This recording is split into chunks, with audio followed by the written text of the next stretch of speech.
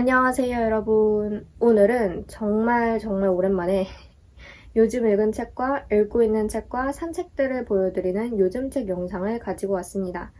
정말 오랜만이라고 매번 말을 하면서 시작을 하는 것 같아요. 그간 몇 권의 책을 한꺼번에 모아서 리뷰를 하거나 책하울을 찍거나 혹은 리딩 모먼트 영상을 찍으면서 이런 요즘 책 영상을 따로 만들 어떤 그 책이 어느 정도 쌓이는 그 타이밍이 잘 없었는데 드디어 이제 영상을 찍을 수 있지 않을까 해서 이렇게 찍게 되었습니다. 책이 그렇게 많지는 않은데요. 그래도 할 말이 많은 책들이 좀 있어서 바로 시작해 보도록 하겠습니다.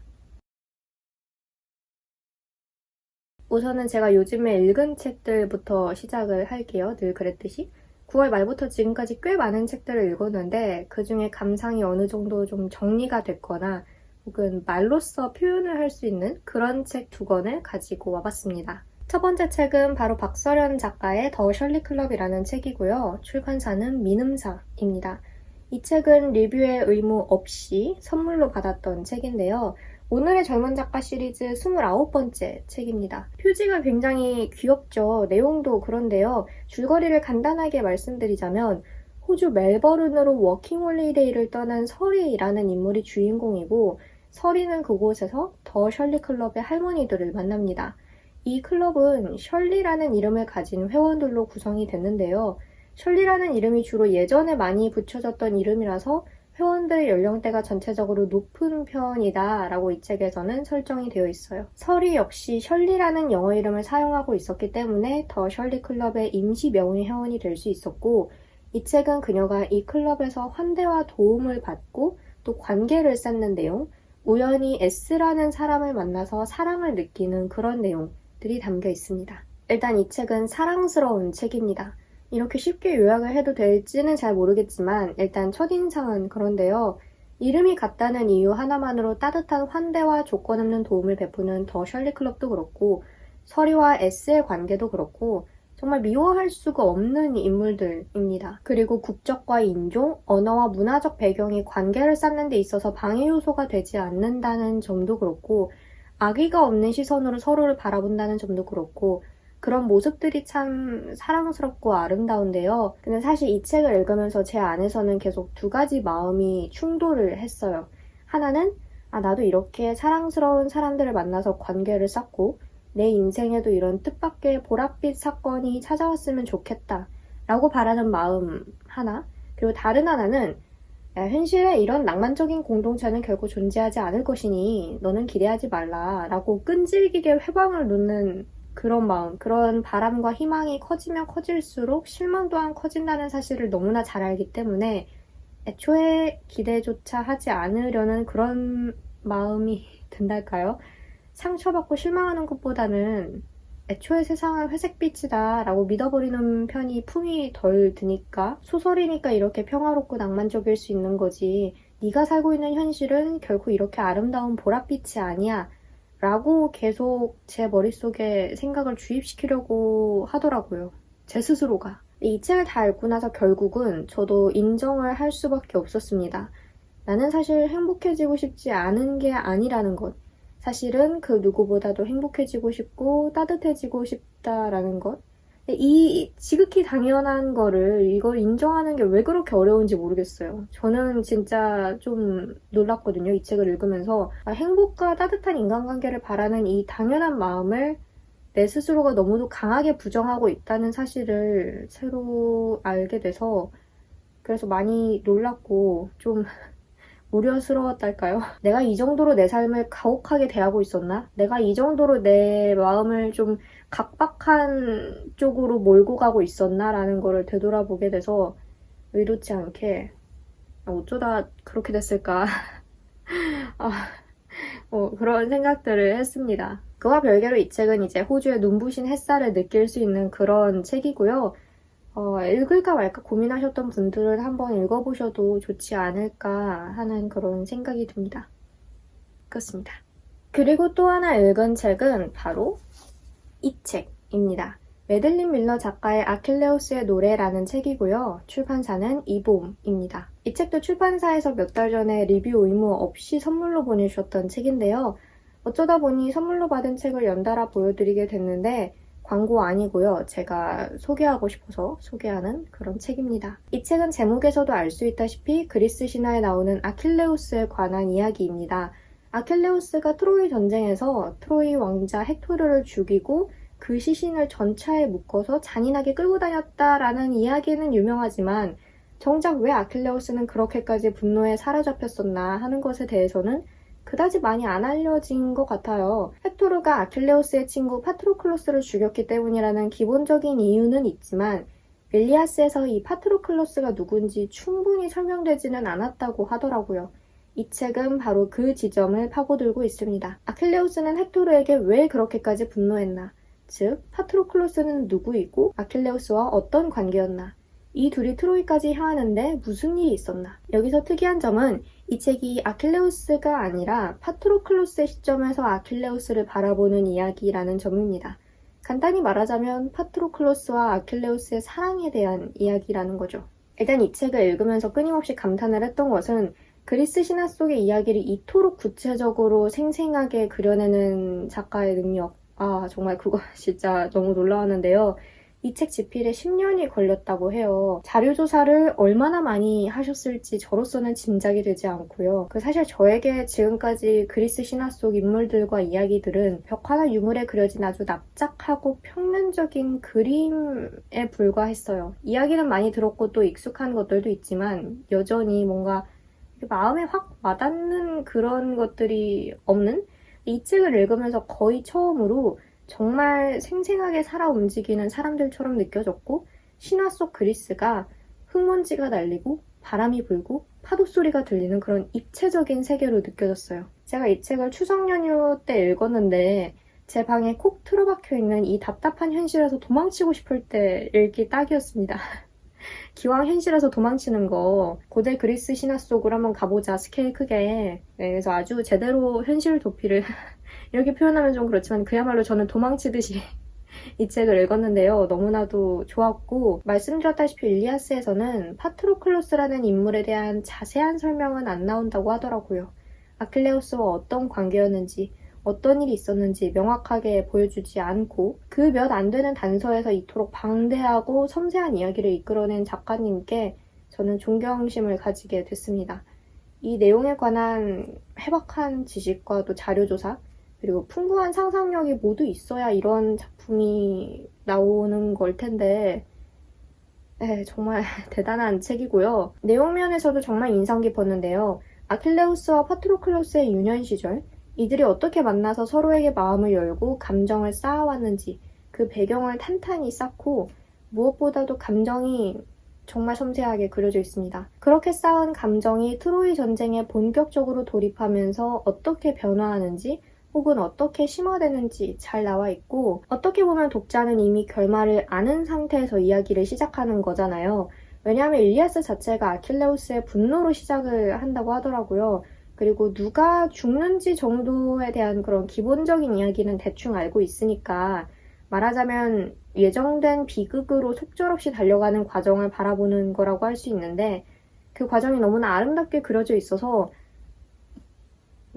저는 작가님의 팬이 됐습니다. 이 책 선물 받을 때 작가님이 쓰신 키르케라는 책도 같이 받았는데요. 그 책은 오디세이아에서 영감을 받아서 쓴 책이고 그리스 신화에 나오는 마녀 키르케에 관한 이야기예요. 그 책도 이제 그리스 신화에서 자세하게 묘사되지는 않았던 그러니까 어떤 중심 인물은 아니었던 그 인물에 대한 이야기인데요. 그 책은 몇 달 전에 받았을 때 바로 읽었고 너무너무 좋았어요, 그 책도. 근데 그때 어쩌다가 타이밍을 놓쳐서 따로 영상에서 보여드리지는 못했는데 아무튼 그 책도 같이 추천을 합니다. 이 책 당연히 추천을 하고요. 저는 작가님이 하루빨리 신작을 내주시길 간절히 바라는 마음이에요. 새로운 작가님을 알게 되고 그 작가님의 팬이 돼서 책을 기다리는 것이 참 좋은 일이기는 하지만 독자 입장에서는 많이 괴롭고 애가 타는 일이기도 한데요. 그래도 너무 좋아서 팬이 안 될 수가 없어. 재미있고 거대하고 새로운 세계로 확 빨려들 수 있는 그런 소설을 찾고 계셨던 분들 이 책입니다. 이 책을 읽으세요. 저는 정말 추석 연휴를 이 책 덕에 무사히 버틸 수 있었고요. 표지가 너무 멋있지 않나요? 이렇게 이게 빛나요. 저는 이 표지 디자인하신 분께도 너무나 감사하다는 말씀을 드리고 싶어요. 와, 너무 멋있어, 표지가. 아무튼 너무 좋습니다. 읽으세요. 저는 너무 좋았어요. 사실 이외에도 많은 책들을 읽었는데요. 대부분의 책이 좀 감상이 쉽게 정리가 안 되는 그런 책들이더라고요. 왜 그런 거 있잖아요. 손에 잡힐 듯 말 듯. 말로 표현할 수 있을 듯 없을 듯한 그런 책들. 그래도 어떻게든 좀 말을 뽑아내서 정리를 해볼까 했는데 그렇게 되면은 제가 느꼈던 수많은 어떤 미묘한 것들이 한꺼번에 떨어져 나가고 없는 것처럼 표현이 되지 않을까 하는 우려가 들어서 따로 영상에서 소개는 안 할 거예요. 근데 제가 가끔 인스타그램에 제가 읽고 있는 책 사진이나 인상 깊은 구절이나 혹은 짧은 감상 이런 것들을 그때그때 올릴 때가 있는데요. 영상에서 따로 소개하지 않는 책들도 많이 올리니까 궁금하신 분들은 제 인스타그램도 함께 봐주셔도 좋을 것 같습니다. 그 다음에는 제가 요즘 읽고 있는 책을 보여드리도록 할게요. 요 하루 이틀 사이에 좀 한 권에 집중해서 책을 읽고 있는데 바로 윤희영 작가의 러브 레플리카. 출판사는 문학동네이고요. 윤희영 작가님의 소설 8편이 수록된 소설집입니다. 몇 년 전에 한번 읽었던 책인데 이번에 다시 읽고 있고요. 최근에 영상에서 윤희영 작가님의 책을 몇 번 언급한 적이 있어서 자세하게 설명을 다시 할 필요는 없을 텐데 하나만 말씀드리자면 제가 데니라는 단편소설을 좋아한다고 또 몇 번 말씀을 드린 적이 있잖아요. 그게 이 책의 첫 번째로 수록이 되어 있는데 이번에 다시 읽고 다시 한번 감탄을 했습니다. 그게 손주를 맡아서 돌보는 할머니가 어느 날 젊은 청년의 모습을 한 아이 돌보미 로봇 데니를 만나서 관계를 쌓아나가고 어떤 일이 벌어지는 그런 이야기를 담은 소설인데요. 이 책의 43쪽에 이런 문장이 나와요. 할머니는 행복한 순간에도 견딜 때가 있었고 견디는 순간에도 맛있는 음식을 먹는 것 같은 표정일 때가 있었어요.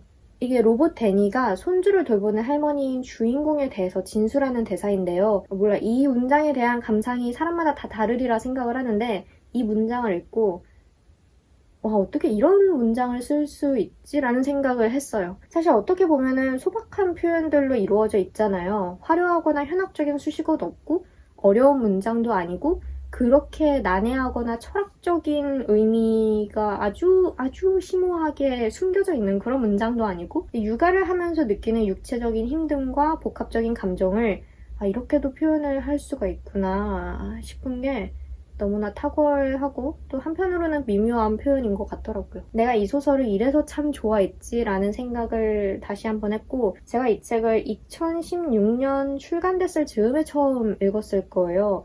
그리고 이 책을 통해서 처음으로 윤희영 작가님을 알게 된 거고 그러고 나서 지금 거의 4년 만에 다시 읽는 건데 제가 몇 년 전에 이 책을 읽고 감상을 따로 기록해둔 그런 게 없어서 지금 느끼는 감상과 얼마나 다른지 비교할 수 없다는 게 좀 아쉬워요. 그래도 많이 잊혀진 기억 속에서 익숙한 무언가를 발견해내는 마음으로 그런 마음으로 잘 읽고 있습니다. 이제 6번째 소설인가? 네, 핍이라는 소설을 읽을 차례인데요. 이 소설에서는 또 뭘 발견해낼지 그리고 뭘 느낄지 기대를 많이 하고 있는 그런 마음입니다. 마지막으로는 제가 최근에 산 책을 보여드리도록 할게요. 사실 얼마 전에 체크아웃 영상을 올려서 이번에는 이 부분을 좀 스킵을 할까 했는데 그래도 산 책이 한 권 있어서 안 보여드리고 넘어가면 아쉬우니까 네, 그래서 보여드리려고 합니다. 요즘은 정말 제가 가지고 있는 책을 우선적으로 읽는데 몰두하고 있어요. 정말. 그래서 안 읽고 쌓아둔 책들의 목록을 요 며칠 사이에 꽤 줄일 수 있었는데요. 아무튼 제가 산 책은 오해진 평론가의 지극히 문학적인 취향이라는 책이고요. 출판사는 5월의 봄입니다. 이 책은 한국 문학의 정상성을 묻다라는 부제가 달려있는데요. 비평서라고 할 수 있겠죠. 한국 문학에서 드러나는 여성과 소수자에 대한 혐오, 순문학주의, 문학 권력에 관한 논쟁 등등에 대해서 날카롭게 비판하는 책이라고 저는 책 소개에서 읽었고요. 문학작품뿐만 아니라 드라마와 영화 같은 영상 매체에 대한 이야기도 좀 담겨 있는 것 같아요.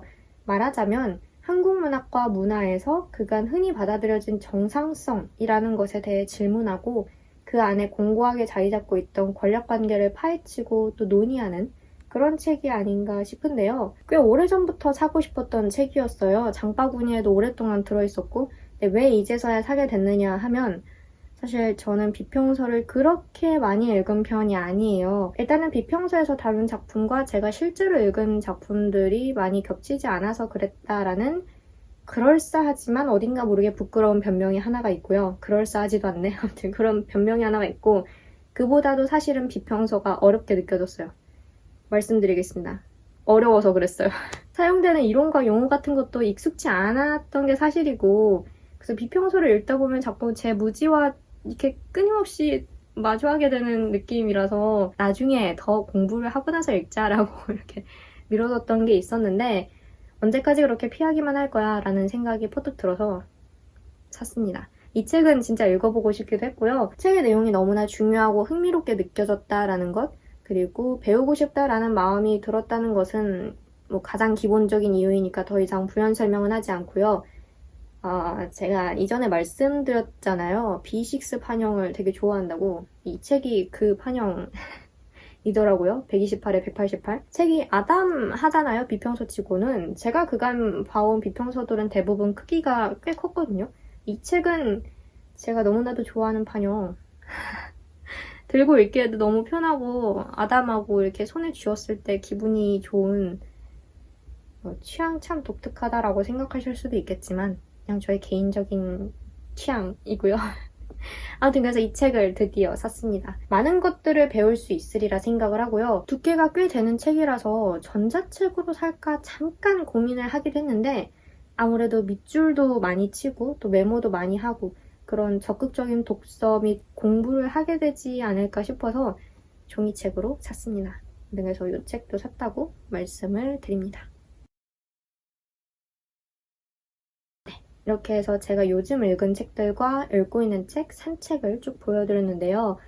그동안 요즘 책 영상을 찍어야 되는데 하고 찍고 싶다 이런 생각을 하고 있었는데 이렇게 마침내 찍게 돼서 너무나 마음이 홀가분합니다.